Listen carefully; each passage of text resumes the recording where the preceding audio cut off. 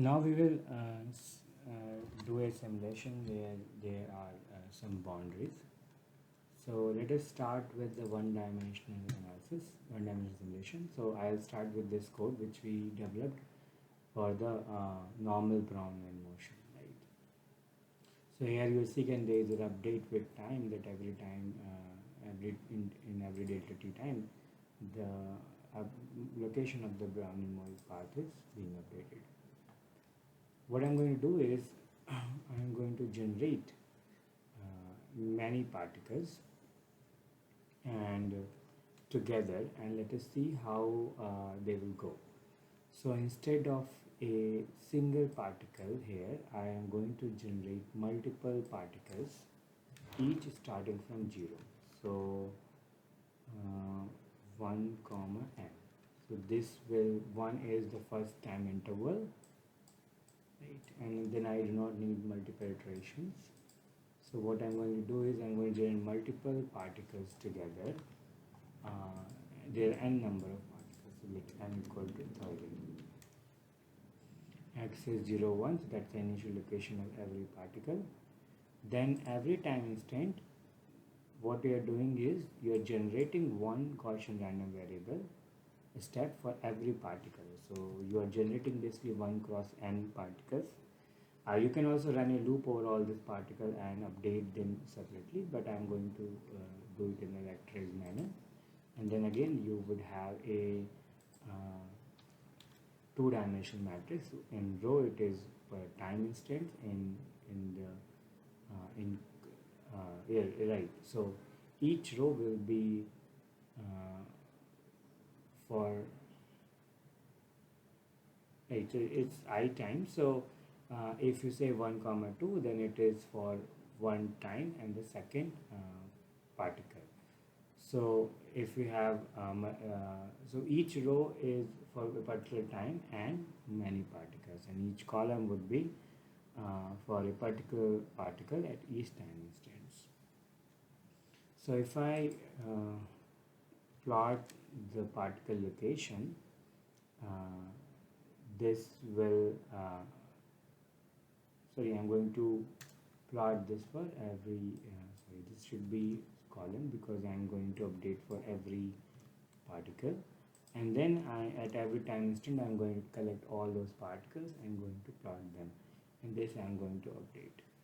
So let us see how this will occur, and this will give you an idea. So right now I have not put any boundary. So let me run this code.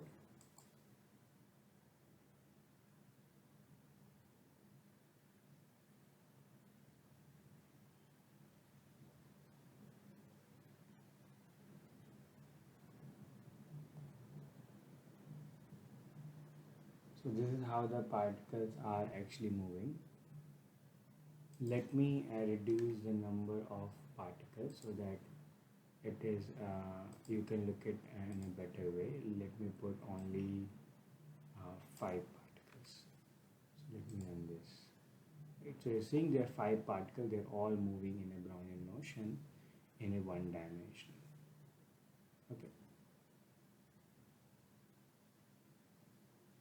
And after some time, to have particles already gone beyond 100 and minus 100, so I only have 3 left.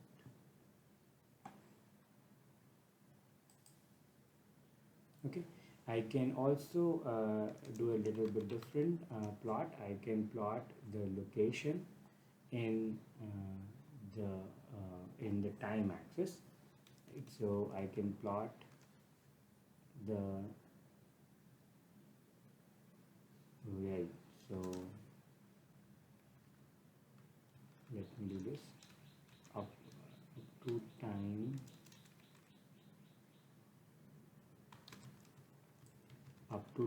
I time, which is the current time. I'm going to plot all the location from the starting.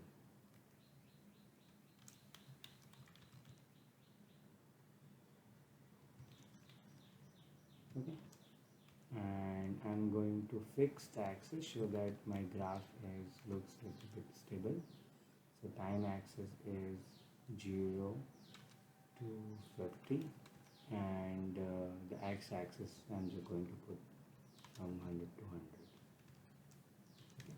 And let me put draw now so that the MATLAB does put this one, and I'm going to call it figure 2, and this is figure 1.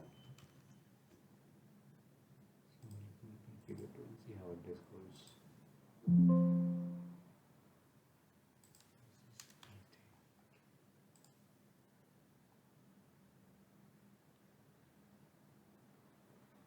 Right, so in one figure the particles are moving, in the other figure you can see different parts of 5 particles.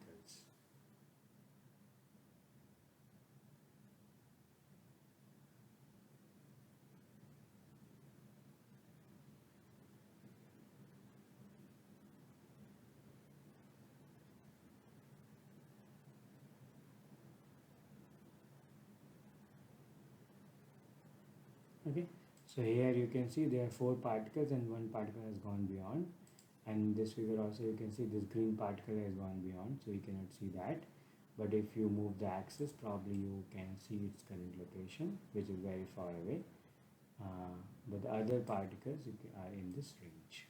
Okay, here also if you move it significantly, you can see that particle somewhere here. Okay, so this is and if you can of course generate more particles here. Now let me do one thing. I want to have an absorbing boundary, right, at 0. So all the molecules, sorry, not 0, suppose at -20. So all the molecules which are hitting -20, they will be immediately absorbed.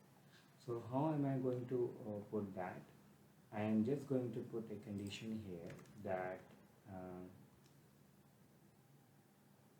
I first compare x with -100, okay, and all the particles which satisfy this, right,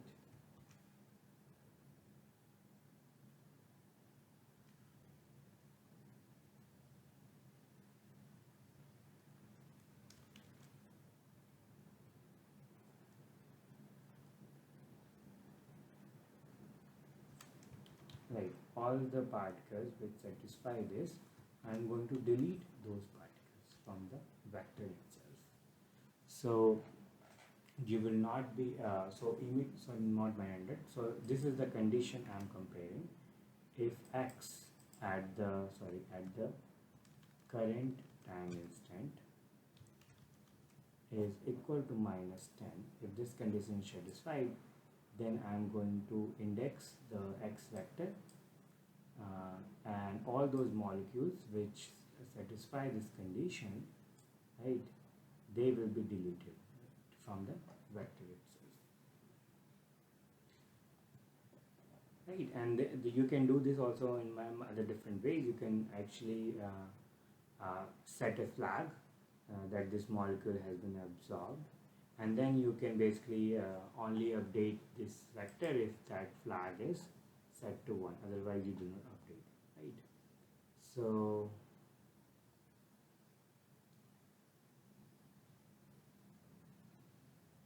that I can also do that. So to do that, what you can say here is I am going to make a flag and initialize with zeros. This flag with 0 if it is not absorbed is active, and it will be 1 if it is active. So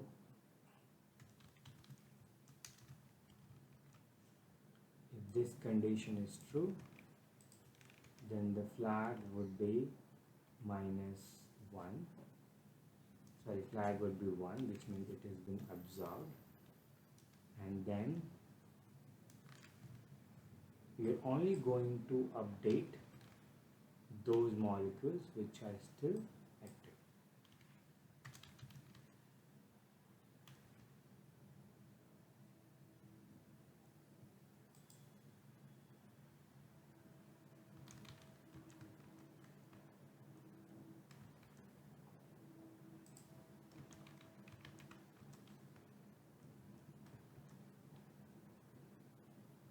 I'm going to generate steps only for the active number of So here it will be the length of or sum of flag. Okay. So this will give you total number of active particles. Or I can also compute this, and active is equal to this. This is the particles which are currently active, and I am going to only update those particles. Now these particles are no longer deleted, but if you plot it, they will be just shown at constant at those locations, and the flag will be set accordingly.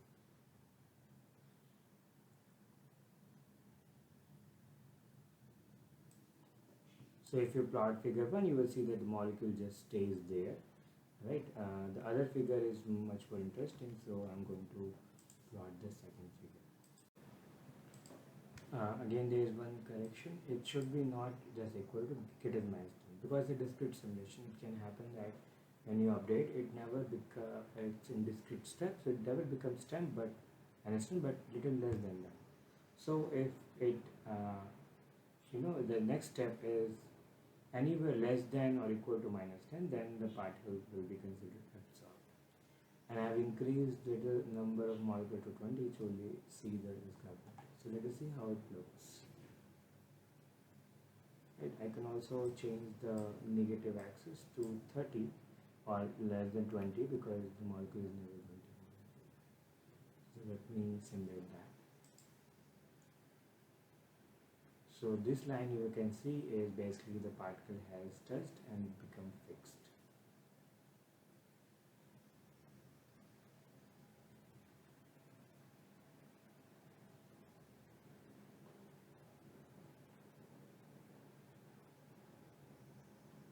Okay, so you can see only 2 molecules are remaining, and the rest they have touched somewhere, so they got absorbed.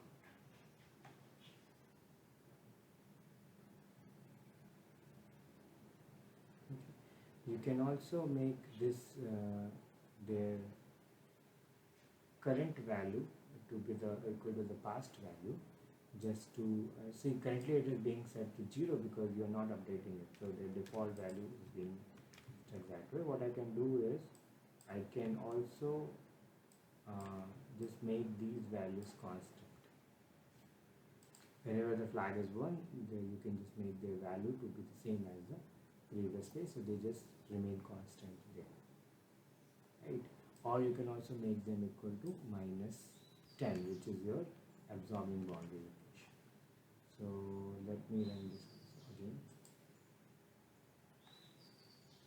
So here you can see that as they touch, they just become constant there.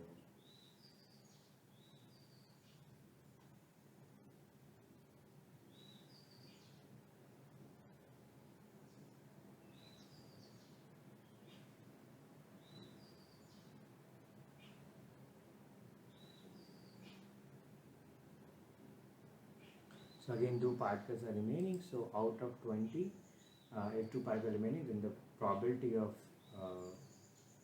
surviving is 1 by 10. If you increase number of molecules, you may get a better accurate answer for the probability of getting absorbed. Now I can again put one more boundary at the other location also. So I can say if it less than minus 10, or suppose it is less than minus 20, let's put 2 boundaries at 10 and 20. Right. And whenever the flag is, you are going to put this way, and here let me write the previous one, so that you are going to put this value equal to the previous value, right? So here, because you have plus and minus 2 types of flags. So this is you are going to compare flag equal to 1, and then the bond is a minus 20. I have decreased the value of D little bit to 10, and then the axis I am going to plot it from minus 30 to 30, so that I can only see that part. So let me run this code. So you can see that these particles are moving, but as they hit -20, they get constant.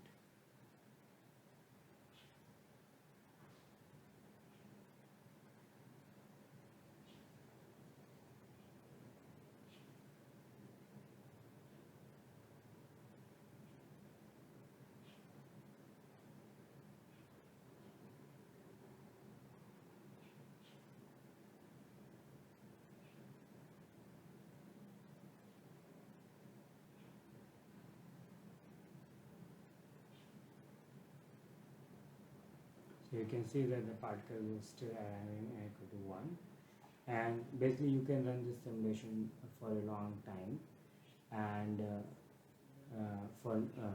for large number of particles, and then you can basically also plot the distribution of the absorbing time.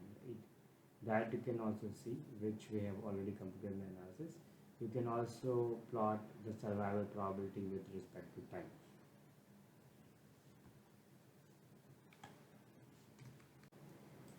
Let me change this code a little bit for the reflective boundary, right? So what happens in the reflective boundary, whenever the particle is hitting any of the boundary, it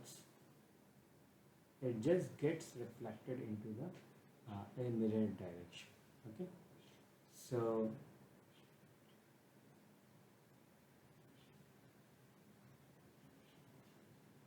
what I am going to do here is you do not need flags, because you are not basically reflecting this one.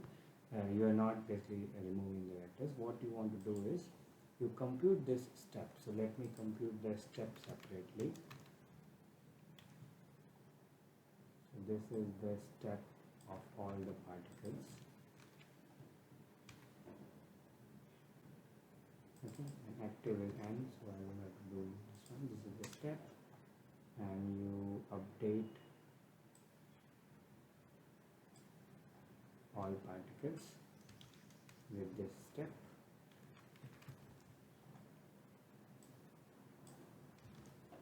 And what you see that if this new value, right, let me check, I can say that it is h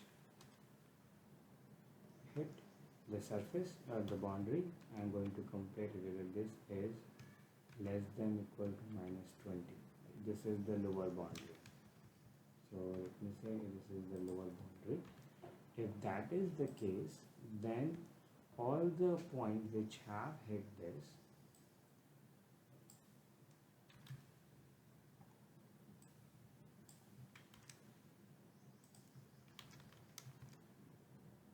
and this is 1, then what we are going to do is we are going to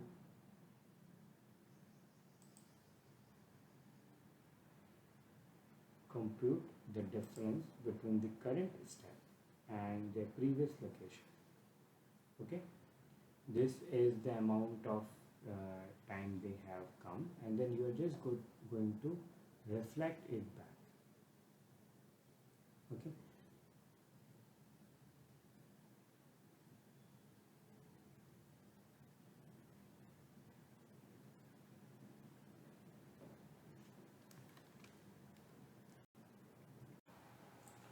so we have to calculate the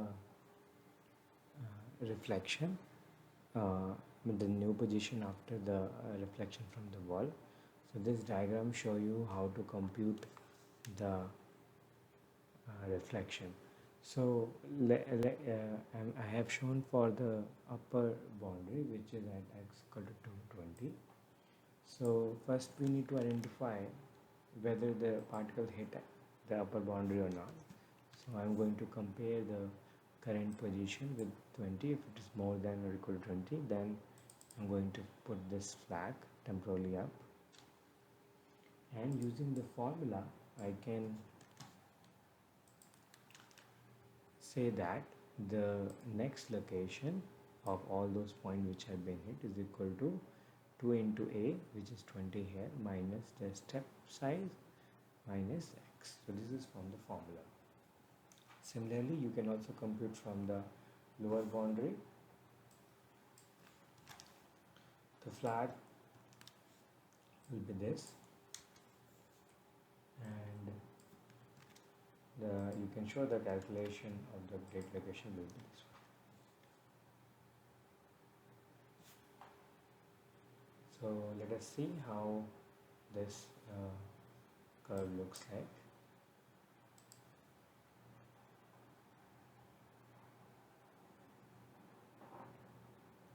So you can see that these are actually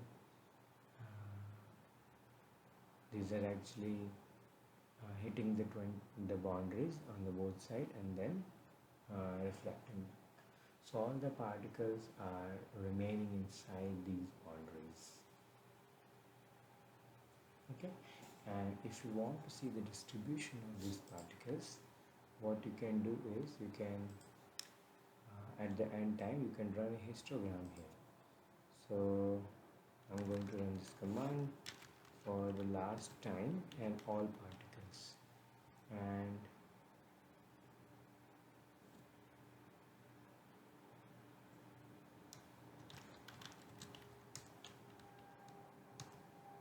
this is the histogram because I have very less number of particles, so that's why this histogram is not showing correctly. Let me increase the number of particles to suppose 2000, and I'm going to remove this plotting function so that my code can run fast.